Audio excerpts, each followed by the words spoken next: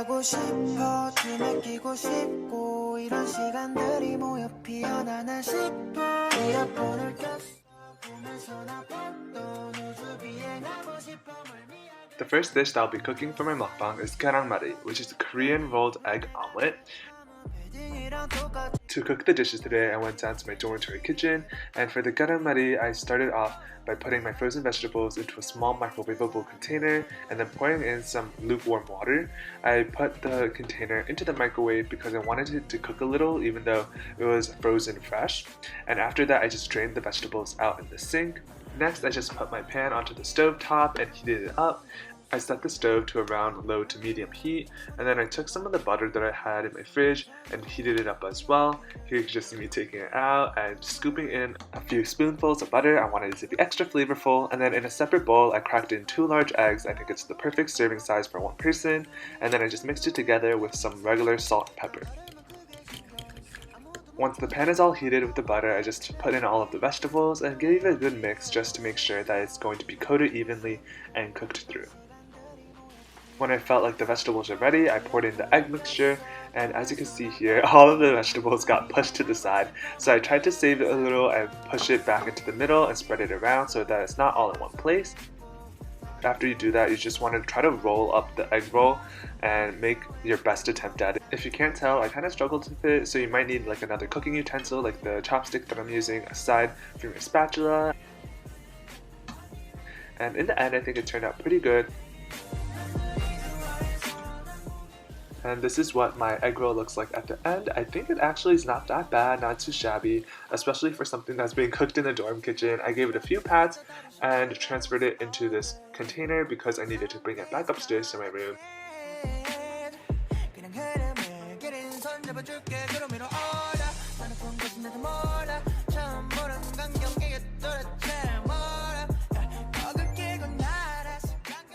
The next dish that I'll be cooking is the Rabokki, and I ended up not using the dumplings because it was just too time consuming, but all the basic ingredients are there. You have the rice cakes, the scallions, cheese, and ramen. And for the ramen, I used the basic Shin Ramen, which is one of my favorite brands actually. I think it's super chewy and it has a great texture.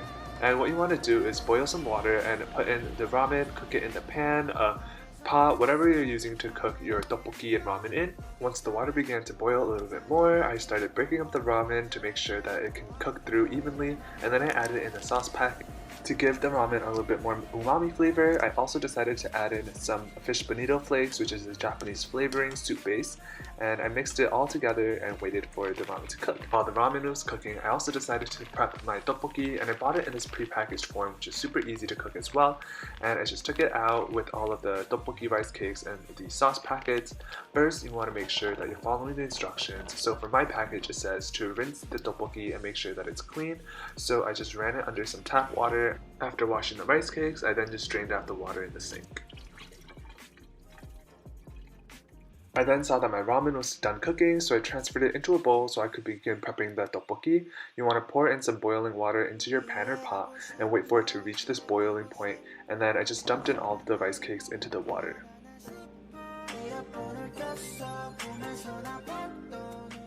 Immediately following this step, I took the 2 sauce packets that were provided with me and then began to pour the powder in. Now I think this might be a rookie mistake on my part, but it turned out to be really spicy, so I'd suggest that you put in as much as you think you could tolerate. But I just put in both of the sauce packets because I thought that was the best option at the time, and just waited for it to boil and reach this really nice rich color. After the tteokbokki was done cooking, I just brought everything back up into my room and began mixing the tteokbokki and the ramen together. To help balance out the spice, it's suggested that you also put in some cheese, so that's what I did. This is just regular shredded mozzarella cheese. To give the Rabokki a little bit more color, I also added on some fresh green scallions. Now the next dish I have here is just some kimchi radish, but I actually bought this at the store, so I won't show the cooking process for it.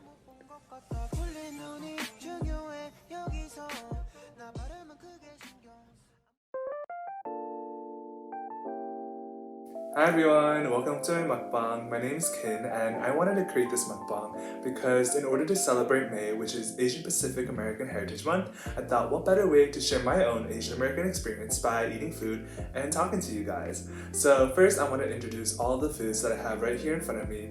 I have Rabokki, Gyeran Mari, and kimchi radish. Sorry for butchering the names of these dishes. I wanted to share why these foods are important to me. Despite being Taiwanese American, these three foods in front of me have really influenced me as a teenager and as an Asian American growing up because it exposed me to the Korean culture. So for Rabokki, which is this dish right here, it consists of the ingredients rice cakes, which is tteokbokki in Korean, as well as ramen noodles, and it's usually instant ramen. This dish is really popular in bunsikjip, which is a Korean local snack shop where a lot of high schoolers and teenagers would usually go after school, and it's a really popular street food as well. For the history of tteokbokki, which is the Korean rice cakes, it actually was traced back to the late Joseon dynasty, and tteokbokki was a part of the Korean royal court cuisine back then. And during this time, unlike the modern version of tteokbokki, which is red and spicy, the original version was actually brown and plain, which I found surprising when I was doing my research. And the courts ate tteokbokki with a combination of tteok, which I believe is the rice component of the rice cake, as well as meat, vegetables, and different kinds of seasoning. After the introduction of gochujang, the Korean paste made its way into what we now know as Rabokki, and it basically made tteokbokki, Rabokki, all these different variations into this red and colorful dish that we know today. As for this Korean omelet, which is a rolled egg with a bunch of vegetables in it, it is called Gyeran Mari, and it's a popular banchan side dish in Korea. It's often served with rice, and it's also a really popular dish for lunch boxes, for children who are packing lunch boxes. For Korean people, it's really delicious and it's really nutritious as well. As for the Korean radish kimchi over here, it is called gadugi. The name originates from karok and seolgi in Korean, which describes the motion of cutting food into cubes, and as you can see here, it's actually like little cubes as well, so I really like it. It's really crunchy, it has a nice texture to it, and many Koreans say that this Korean radish is actually tastes the best when it's harvested around October to December, so around that time period. Basically, radishes picked during this time would have like the most natural sweet taste and also a lot firmer. Kimchi radish is commonly paired with other dishes as well, such as Korean oxbone soup, beef short rib soup, and also Korean knife cut noodles. Now before we start eating, I know it's gonna be really spicy and I'm really low spice tolerance, so I got some Sprite here and my metal straw. You gotta be sustainable. Wow.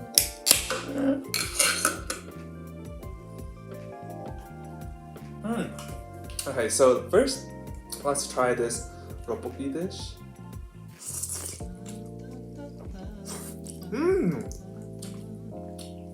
Oh my god, that's spicy.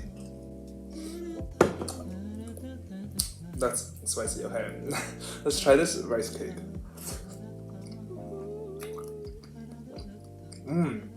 That's really good.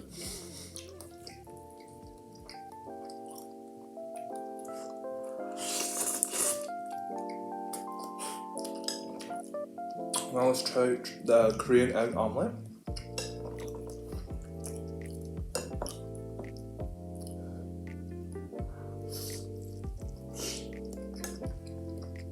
Wait, that's really good. Okay, so this is kind of like sweet and salty, and this is like kind of spicy and sweet. The spiciness of the rabokki and the egg kind of pair really well together. Okay. Now let's try this radish kimchi. This is what it looks like. It's basically a cube, so. Really crunchy. I don't know if you guys can hear that, but yeah.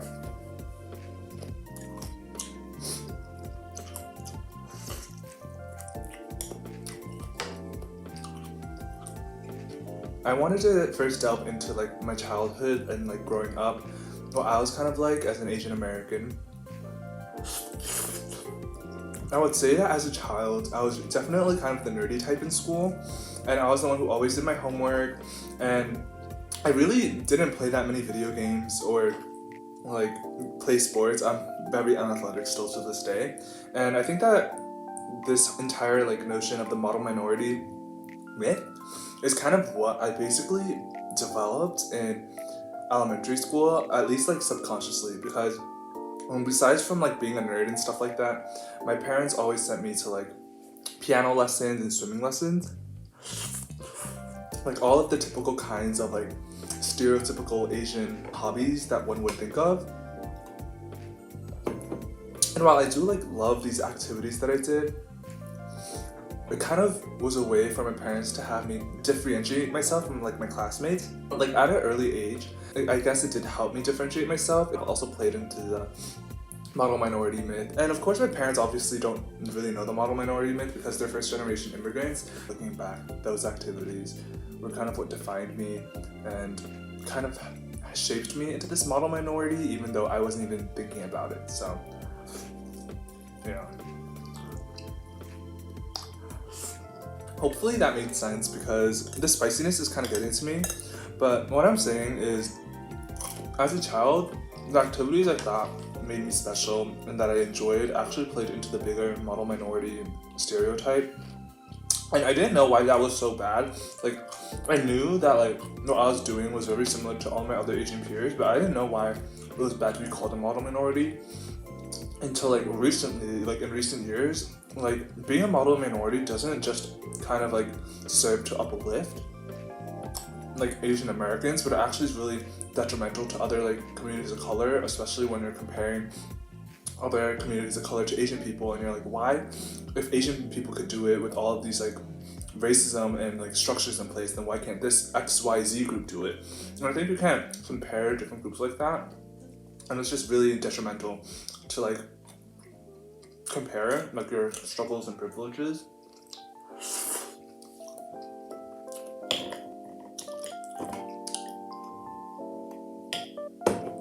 And also, when you're calling Asian people like model minorities, it kind of just shields like underrepresented, underprivileged Asian like Americans as well, because in the broader sense, Asian American is such a big term that encompasses so many different, I guess, Asian subgroups, if you know what I mean. And to do that, it's like there's so many different socioeconomic disparities between all of these different nationalities, ethnicities, and stuff like that. Like, you can't just say like all Asian people are this successful and stuff like that, because at the end of the day, that's not true, and the model minority myth hides all of this. Like, it's saying if Asians could do it, why can't this group do it? And if Asians are so successful, like statistically, then like we don't really have to like concern them as much as a underprivileged group. So I think that in it of itself is like a really complex topic.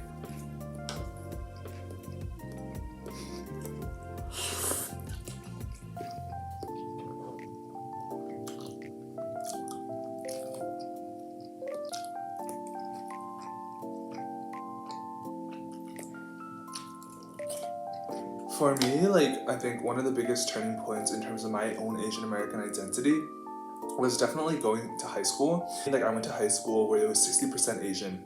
I actually discovered more of my Asian American identity, and I guess I didn't really talk about this before as well, but like, my parents definitely wanted me to take my culture and my second language, which is Chinese, very seriously. So I went to like Chinese school on the weekends. Despite knowing like my language, I didn't really venture into exploring Taiwan and like Chinese pop culture in general. So I remember this really distinctly. Like, my friend, he introduced me to K-pop actually on the school bus. The video he introduced me to was BTS's Save Me, and immediately like I fell in love with like K-pop, because I was like, what is all of this dancing and music and choreography? And then I kind of went into this rabbit hole of just discovering like the entire like K like culture in general through YouTube recommendations. Like, they would show me like variety shows and like different food tours of like Korea, and then through that I was like, maybe I'll like try out all of these different foods. And that's how I like found Rabokki and Gyeran Mari and like the kimchi radish, because living in like New York City, where there's so many different varieties of foods and cuisines that I could choose from, like I had all of these Asian foods as well in close proximity. So being able to try it and experience that as well was like really eye-opening. And I think that's like the biggest effect of like the Hallyu wave and its impact on Asian Americans like myself. And I saw like people who kind of like looked like me being represented in the media, and I think that's what shaped my identity as an Asian American and my perspective of like the power and like the influence that we could hold. K culture and like K-pop, K-dramas has exposed me to this whole new other world where I could kind of take on a whole new part of myself. It has helped like redefine like fashion and like music and stuff like that in the terms of we could see ourselves in it. So for me, like I've gotten a lot of like my inspiration for like my clothing now from Korean idols or actors. Just seeing someone in the media who like kind of looked like me and thought was really inspiring. I hope you guys enjoyed today's mukbang. I know it was kind of all over the place, but I think I just needed to share why I believe like my Asian American experience, as well as how that kind of ties into K-pop, K-dramas, and the food as well. Everything has been so delicious, and I'll see you guys next time.